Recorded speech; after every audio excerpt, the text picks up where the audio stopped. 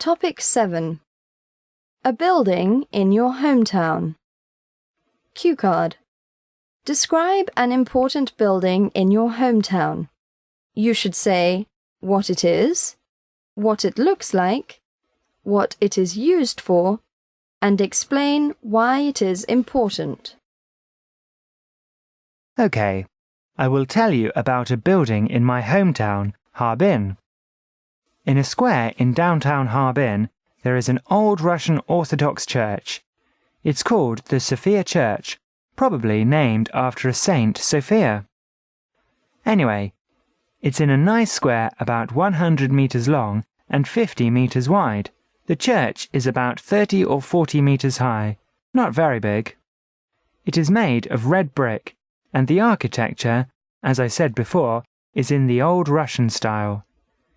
If you've ever seen pictures of the famous church in Moscow, I cannot remember its name, you'll know what it looks like. Of course, it's smaller and less fancy.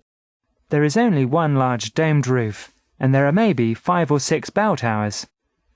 I think there are more pigeons inside than people. They charge a lot of money to see the inside. I never went inside, so I don't know what it looks like. I heard that the church was once going to be demolished, but it was built so strong the workers gave up and left it there. Now it is a very famous tourist attraction, and visitors from around China and the world go to see it and take pictures. I think it's important because it is a historical relic and a little peaceful place in the busiest part of the city. It's also part of the city's image. Harbin is an interesting mixture of both old and new. No matter how many skyscrapers and tall apartment buildings are built, it still has an old and friendly flavour, like a visit to your grandparents' home. I hope the church stays there. Part 3. Old buildings. 1. How do people in China feel about protecting historic buildings? I think people are beginning to understand the principle that old buildings are sometimes, I don't say always, treasures to be preserved. Today, most people agree that if a building is an important part of history, then it should be well taken care of. But I think what's missing is the protection of the building's atmosphere. It's not enough to just keep the bricks and mortar from falling apart. You also have to be careful you don't ruin its appeal to visitors by having it overly touristy. The Forbidden City here in Beijing is a good example. It's an amazing place, but it's really boring now, because it has no atmosphere. It's so crowded with sellers, tourists, tour guides and shop vendors that you feel like you are just in a shopping street, not an ancient seat of imperial power. 2. Is it important to preserve old buildings? Well, sometimes. Some old buildings are good to keep as reminders of the past, as long as they remind people what was right or wrong, not just that they existed. Some old buildings are just wasted space. If the building is a symbol of something good or important to remember about the past, then it should be kept. If it's ugly or in a place where something more useful to the people could be built, and it is not very unique or special, then I would say it's better to get rid of it. 3. Do you think an area can benefit from having an interesting historic attraction? For sure. Most historically important places are tourist attractions. That can be good as tourism benefits the local economy. Also, attractions can give locals something to be proud of and a reason to live and work there. If the historic building or natural wonder is not a major focus or is too neglected and out of touch with the present, then such historic places lend a kind of dignity to an area. They show the past and present are well integrated, which suggests a vision and plan for the future. 4. What do you think will happen to historic buildings in the future? I think there will be less of them, but the ones that remain will be well preserved. I think a lot of old buildings will become like little islands of the past in an ocean of a modern world. At least that's what I think will happen here in Beijing. I really don't know how historic buildings in other places around China will hold up. Probably a lot of them will lose their uniqueness and beauty to over-tourism.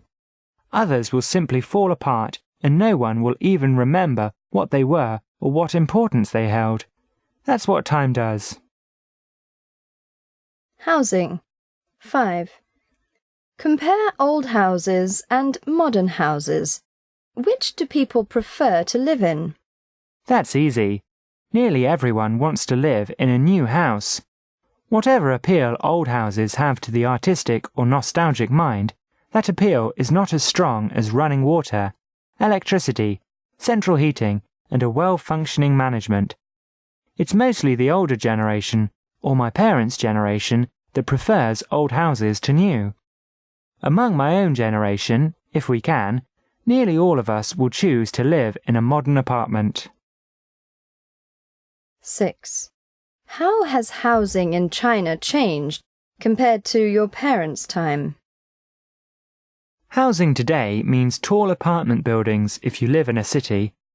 In the countryside, I think it's mostly unchanged.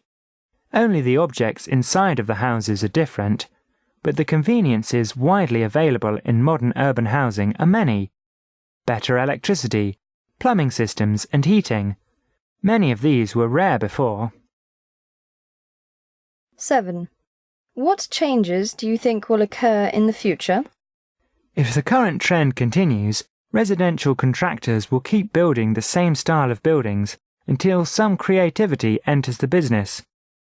Modern housing in China is all the same, tall identical apartment buildings around a central garden or courtyard, sometimes with a smaller building adjacent or built into the foundation of a few of the taller buildings. It will probably be many years before this trend is reversed. That's too bad, because a lot of what is being built today is wasting space and materials. But I'm hopeful that it will change, even if it takes a while.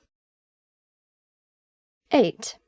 What factors do people consider when deciding where to live? Scenery, convenient transport, availability of stores and restaurants, noise or pollution levels nearby. The list goes on and on. Then, of course, there are the actual attributes of the apartment complex they choose, whether it has hot water and central heating, and what ventilation system is used. But in the end, the cost of living is the biggest factor. If one's income is high enough, then he can afford to be choosy about the other factors. 9. How do you think the climate of a place affects the way buildings are constructed? The design? I don't think climate affects it that much. The outer design of a building can be pretty much the same, whether it's in a temperate, cold or hot climate. It's more the structure that matters. Buildings that are further north are generally built with more insulation and double-pane glass, although if the architect is really good, he will design a building that is in harmony with its surrounding nature and one which makes use of materials and the sun's light to keep the building naturally temperate. This is also good for the environment as it uses less energy to keep it cool or warm.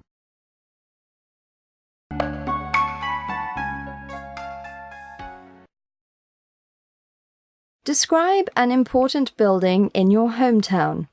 You should say what it is, what it looks like, what it is used for, and explain why it is important. 1. How do people in China feel about protecting historic buildings? 2. Is it important to preserve old buildings? 3. Do you think an area can benefit from having an interesting historic attraction? 4. What do you think will happen to historic buildings in the future? 5. Compare old houses and modern houses. Which do people prefer to live in? 6. How has housing in China changed compared to your parents' time? 7. What changes do you think will occur in the future? 8. What factors do people consider when deciding where to live? 9. How do you think the climate of a place affects the way buildings are constructed? The design